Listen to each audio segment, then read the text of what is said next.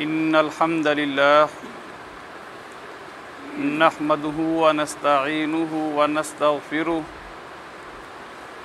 ونعوذ بالله من شرور أنفسنا ومن سيئات أعمالنا من يهده الله فلا مضل له ومن يضلله فلا هادي له أما بعد قال الله تبارك وتعالى في الكلام المجيد أعوذ بالله من الشيطان الرجيم بسم الله الرحمن الرحيم الذين آتيناهم الكتاب يتلونه حق تلاوته أولئك يؤمنون به ومن يكفر به فأولئك هم الخاسرون الذین وہ لوگ آتیناہم دی ہم نے جنہیں الکتاب کتاب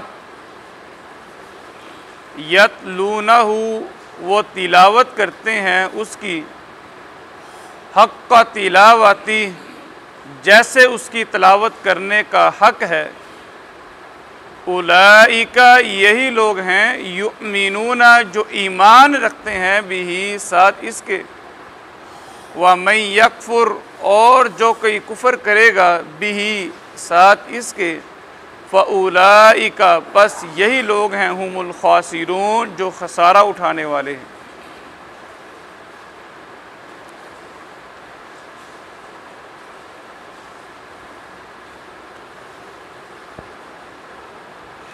احباب ذی وقار، اللہ رب العالمین نے پچھلے سبق کے اندر یہود و نصارہ کی خباثتوں کا ذکر کیا اور ساتھ ہی اللہ کے نبی علیہ السلام آپ کی آمد کا اور آپ کے اوپر جو نازل کیا گیا ہے اور آپ کی آمد کا جو مقصد ہے وہ اللہ رب العالمین نے بیان کیا۔ فرمایا قُلْ إِنَّ هُدَى اللَّهِ هُوَ الْهُدَى، اللہ کے نبی آپ کہہ دیجئے کہ اصل ہدایت وہی ہے جو اللہ کی طرف سے نازل کردہ ہے، اصل رہنمائی اللہ کی طرف سے ہے، یعنی وہ کیا ہے؟ ایک قرآن ہے اور دوسرا اللہ کے نبی علیہ السلام کی سنت ہے۔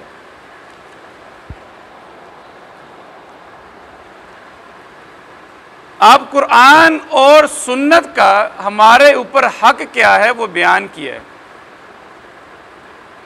قرآن اور سنت کا جو حق ہے آج ہم سماعت فرمانے جا رہے ہیں، ان میں سے سب سے پہلا حق یہ ہے کہ جب قرآن کی بات کی جائے، نبی علیہ السلام کے فرمان کی بات کی جائے، متوجہ ہو کر اور بڑے اہتمام کے ساتھ سنا جائے،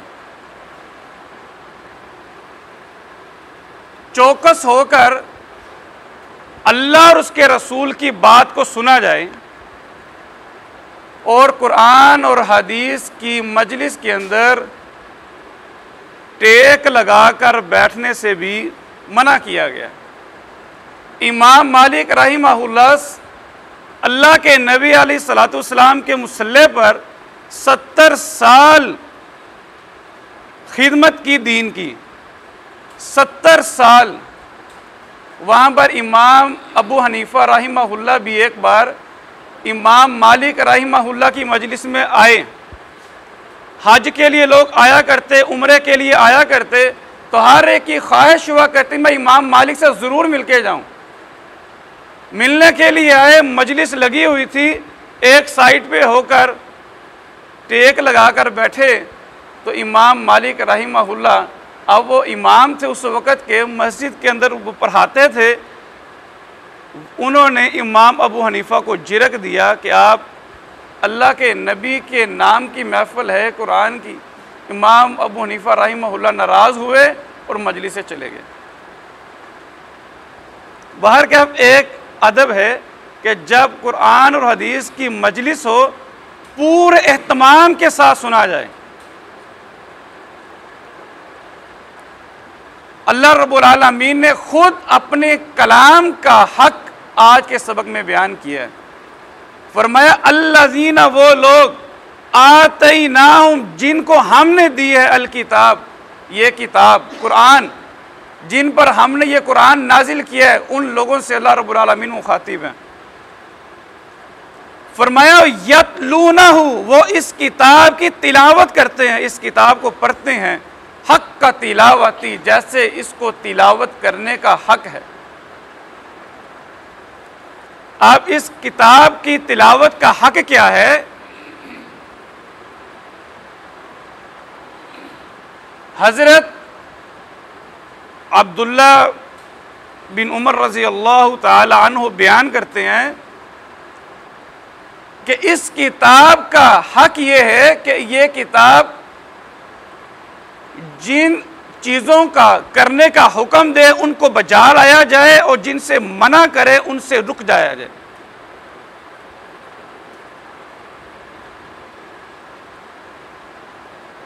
حضرت عمر بن خطاب رضی اللہ تعالیٰ عنہ بیان کرتے ہیں اس کتاب کی تلاوت کا جو حق ہے وہ یہ ہے کہ اس کتاب کو انتہائی خشوع اور خضوع کے ساتھ سنا جائے، جہاں پر اللہ رب العالمین اپنی نعمتوں کا، رحمتوں کا ذکر کرتے ہیں، وہاں دعا کی جائے کہ اے اللہ ہمیں یہ نعمتیں اور رحمتیں نصیب میں کر دے۔ فرمایا یہ تلاوت کے دوران، تلاوت کی بات ہو رہی ہے، جب انسان پڑھتا ہے تو کیا ہے کہ جب اللہ کی رحمتوں اور اس کی نعمتوں کا ذکر کیا جائے اس وقت انسان اللہ سے ان کے حصول کے لیے دعا کرے۔ اور یاد رہے کہ جب انسان اللہ کے کلام کی تلاوت کر رہا ہوتا ہے اور دعا کرتا ہے، اللہ رب العالمین اس وقت انسان کی دعا کو ضرور قبول فرماتے ہیں۔ اور فرمایا اس کے ساتھ ہی جہاں پر جب تلاوت کے دوران دوزخ کا، اللہ کے عذاب کا، ناراضگی کا ذکر آئے تو اس وقت بندہ مومن اللہ رب العالمین سے اس کی پناہ طلب کرے۔ یہ حق ہے قرآن کریم کی تلاوت کا۔ اب آپ یہاں پر ذرا رک کر ذرا غور کیجئے گا کہ کس آدمی کو معلوم ہوگا کہ اللہ رب العالمین قرآن کے اندر رحمت کا ذکر کر رہے ہیں، نعمت کا ذکر کر رہے ہیں یا عذاب کا ذکر کر رہے ہیں؟ کس کو معلوم ہوگا؟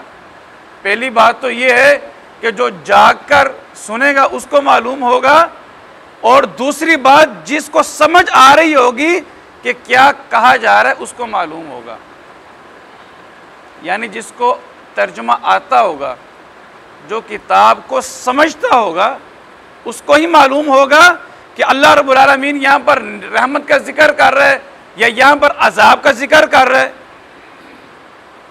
تو اس کا مطلب یہ ہوا کہ ہم سب کو اس کتاب کو سیکھنے کے لیے سب سے زیادہ کوشش کرنے کی ضرورت ہے۔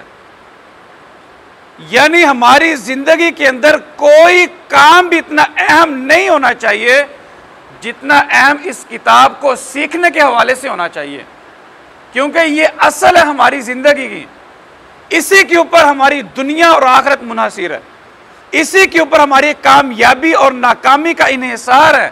اور اگر ہم نے اس کو سیکھا ہی نہ، اس کو سمجھا ہی نہ، پھر ہماری کامیابی اور ناکامی کیا ہوگی؟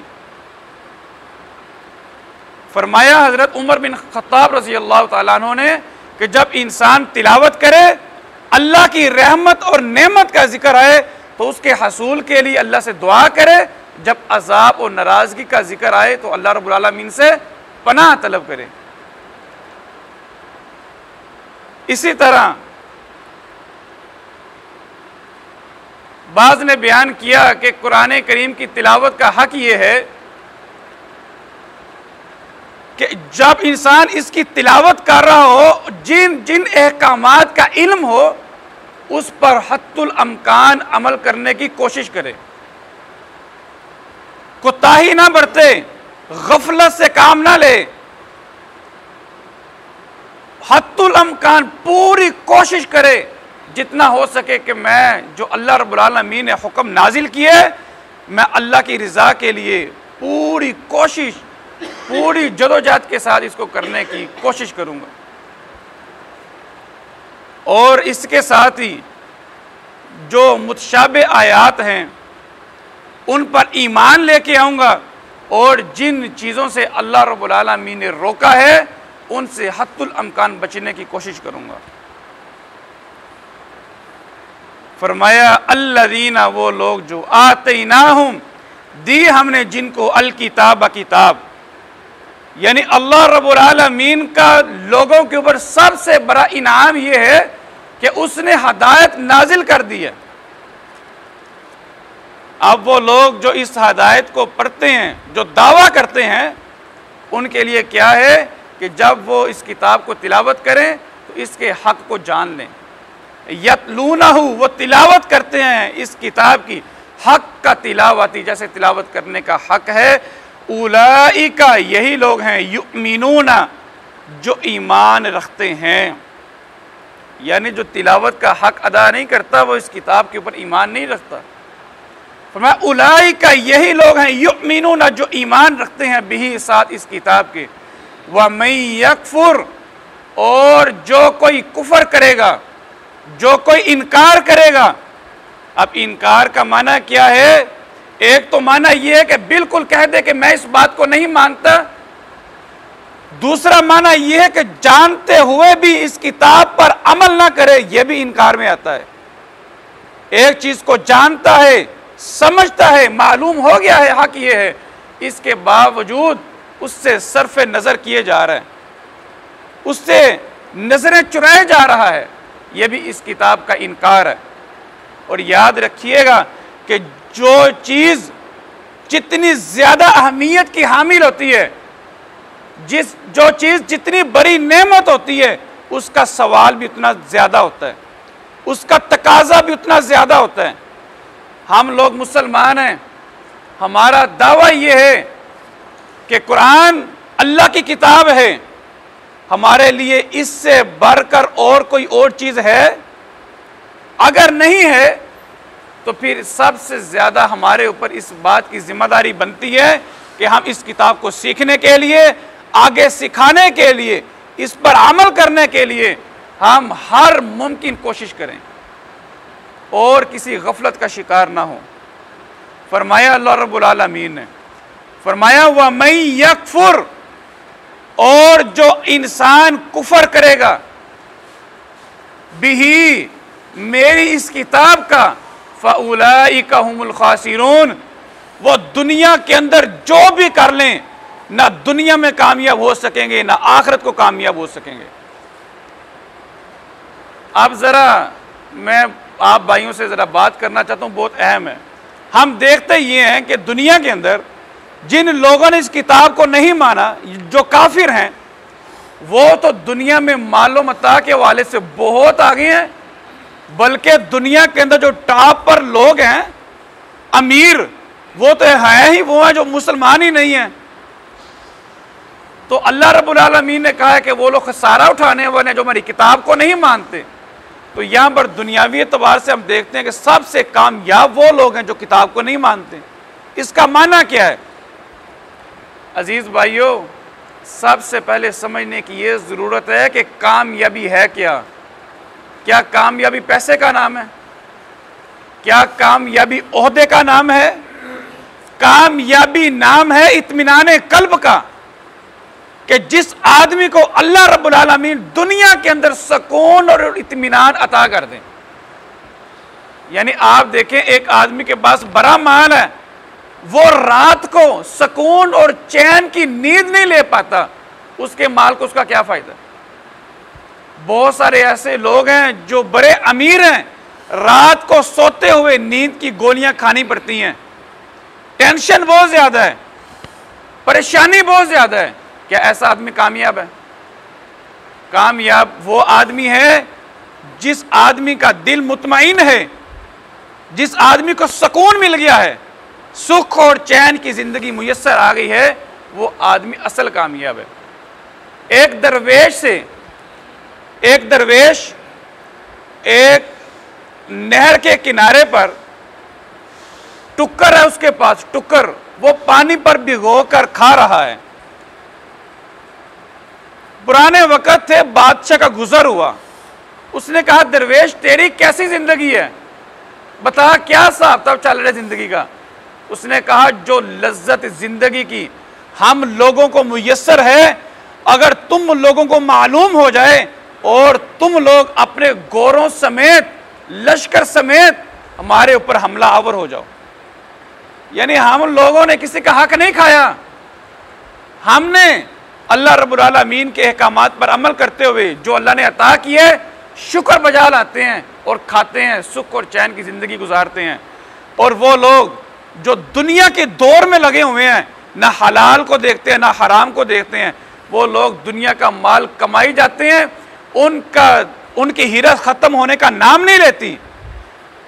اگر انہوں نے ایک بلڈنگ لی ہے، ہرس پیدا ہو گئی ہے، دوسری لینی ہے، وہ لے لی ہے، تیسری لینی ہے، یعنی دنیا کے اندر آگے بڑھنے میں ان کی پیاس ختم نہیں ہوتی، ان کو سکون اور چین میسر نہیں آتا۔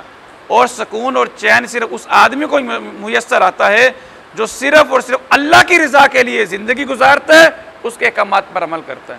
اللہ رب العالمین نے سچ فرمایا کہ جو لوگ اس کتاب کی تلاوت کرنے کا حق ادا نہیں کرتے یا اس کا انکار کرتے ہیں، دنیا کے اندر بھی خسارہ اٹھائیں گے۔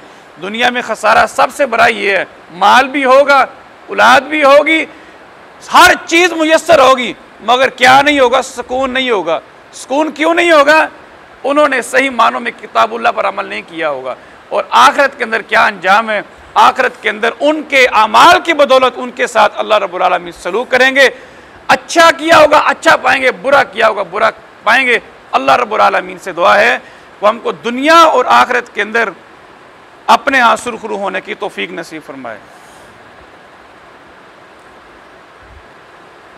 فرمایا الذین، وہ لوگ آتیناہم، دی ہم نے جن کو الکتاب کتاب، یتلونہ، وہ تلاوت کرتے ہیں اس کی، حق کا تلاوتی، جیسے اس کو تلاوت کرنے کا حق ہے، اولئک، یہی لوگ ہیں، یؤمنون، جو ایمان رکھتے ہیں، بھی ساتھ اس کتاب کے، ومن یکفر، اور جو کوئی کفر کرے گا بھی اس کا، فاولئک هم الخاسرون، بس یہی لوگ ہیں جو خسارہ اٹھانے والے ہیں۔ الذین، وہ لوگ، آتیناہم، دی ہم نے جن کو، الکتاب، کتاب، یتلونہ، وہ تلاوت کرتے ہیں اس کی، حق تلاوتی، جیسے تلاوت کرنے کا حق ہے،